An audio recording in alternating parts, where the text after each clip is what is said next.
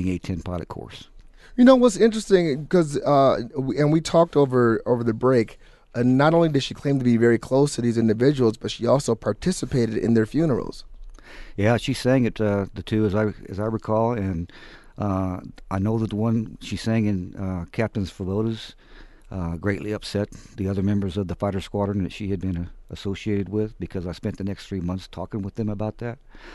I did not have the privilege of knowing Captain Svoboda. All I can tell you is what was related to me by her squadron mates. She was very highly respected. She was missed greatly, but never in the conversation did Miss McSally's name surface. Well, were And you there was no positive reaction that they were close friends, as is alleged. were you at the funeral? I was.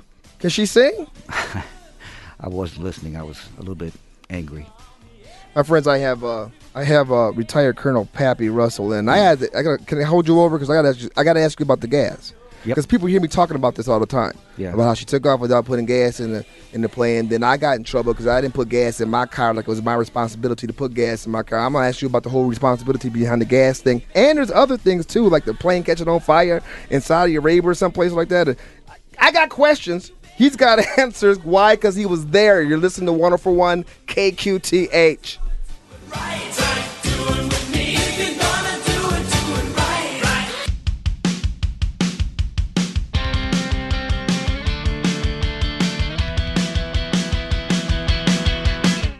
You're listening to 104.1 KQTH, Tucson's News and Talk. We are in studio with retired Colonel Pappy Russell, doing a little bit of, what is it called? Vetting the candidate, doing the job that the mainstream media refuses to do. And this is a situation, again, like it should have been vetted a long time ago, but it hasn't been. I got one for you, Pappy. Is it true that Colonel McSally also really said that the Italians are toothless, or sorry, not Italians, the Alabamans have no teeth? Because that was going around, and I give my partner on Thursdays a hard time, Yolanda, because she's from Alabama, but she has her teeth. But that's the one that's going around that I was really itching to get to the bottom of. Yeah, I'll tell you that is the rumor that was going around. I can't substantiate it myself because I was not there in attendance, but as a previous colonel whose assignments are made by general officers, normally depending upon your capability to handle responsibilities at the level that they're confident you can, her follow-on assignment to Germany would indicate to me, in my opinion, that their trust in her capability to lead was somewhat diminished. In her capacity, she instructed about 140 folks, for a 12-week class. Not a lot of responsibility, not a lot of hard thinking that has to go on with that. Whereas I was assigned to oversee the operations of 43,000 personnel, over 600 combat aircraft, and over $3 billion of economic impact, in addition to which I was tasked with being the DoD lead for 6 presidential trips to South America, Central America, and the Caribbean. And that includes making the decisions. That's decision making. How do I bed down what the Secret Service needs in a country like Trinidad and Tobago, 13 miles off the shore of a not friendly country of Venezuela, and protect not only our president, but 25 other heads of states, as they were charged to do? The Department of State asked me to come and assist them in bedding down the logistics, the fighters, the early warning, the tankers, the security forces, the list goes on and on and on. I make the recommendations, I set the force structure, and they always accept it. That's fixing problems. Well, wow. You should be running the whole incident that I always tease about, the whole gas thing. Could you break down what happened there? What happens, what is supposed to happen, what did happen, and the discipline that came about because of it? Well, what's supposed to happen is crew chief's supposed to fill up the aircraft. There's a 9 level, which is a more senior enlisted individual that signs off that the aircraft has been completely turned.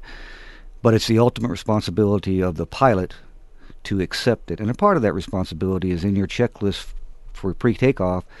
You are directed, and it's not optional, to check the fuel gauge is functional and that you have sufficient gas to execute the mission you're about to perform.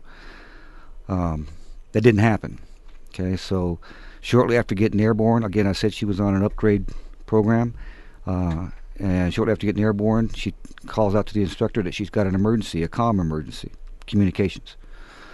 Um, well, it turns out we have 3 radios in the airplane, and communications problems don't usually lead to emergencies. But that's her call. She's the pilot in charge. And so what have you? She came around, landed the aircraft, and then proceeded, from what I have been told, and because of my association and knowledge of her activities over the past several decades, I believe to be true that she really got into the ground folks for putting her in that position. Well, the ultimate responsibility, as I said, lies with the pilot in command.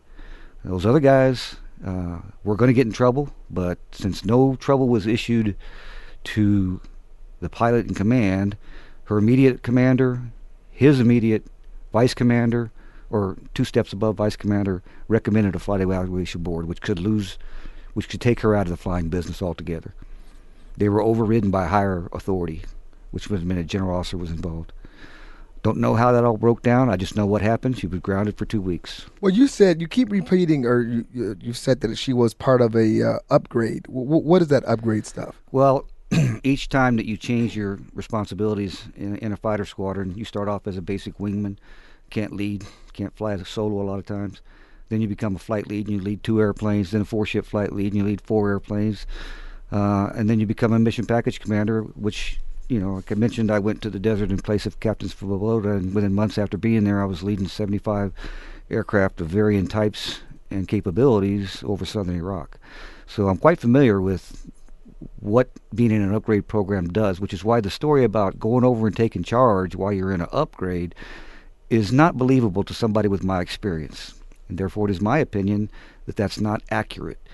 I have led many large formations, many flights, bad weather, bad conditions.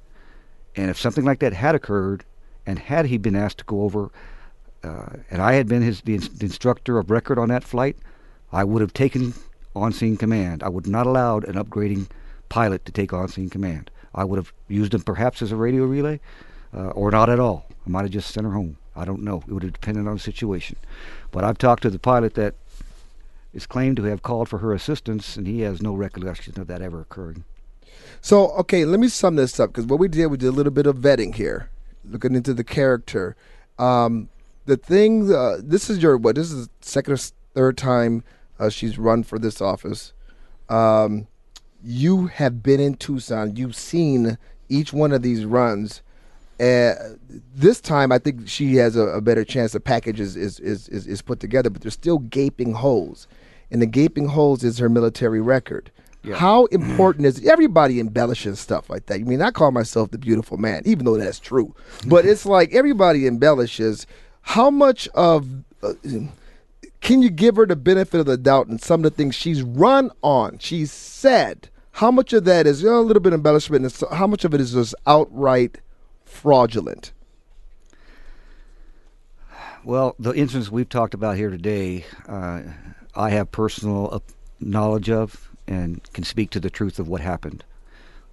What she wants to portray as happened can be certifiably proven to be incorrect. Other claims and her ability to run out for office, I have no problems with that, just not from my state and not my district. So I don't know why she would come from Rhode Island here to Arizona, but I don't want her to represent me or the people of Arizona. Because of? The integrity problems. You don't get airborne with a fuel problem. If you'd have just fessed up, said, okay, I just took off, I'm out of gas. I'll handle it, I'll take my licks when I get on the ground. That's one thing. You can survive that. You say you got a different problem, now you're talking integrity. And that's my issue. And, again, it's opinion only, but I've known her for a lot of years, and it's been a repetitive kind of a trait that that's just what's formed my opinion. That's what I see in her. So. Well, I want to thank you for coming in. Retired Colonel Pappy Russell. We've been having a conversation with him, and again, I've come to know in my almost 3 years here, many people in the community, ATN community. I know that you are very, very well respected in that community, and I also know that people don't want to break bad on people that they know that they work with. But in this case, with all that's going on in the country, and the only thing we really can't control is what's happening in our own backyard. I appreciate the fact that you're standing up for the good people of Tucson, at least giving them an opportunity to see who and what they have in front of them as far as or who's going to be representing them. So I thank you for coming in today. It's my pleasure. Thanks for having me today, James. Appreciate Absolutely. My friends, retired Colonel Pappy Russell, fair to say, with the others that I have brought into the studio, legends in the A10 community. And that's not a joke. You're listening to 104.1 KQTH. Fell in the day. Someone reached in and grabbed it.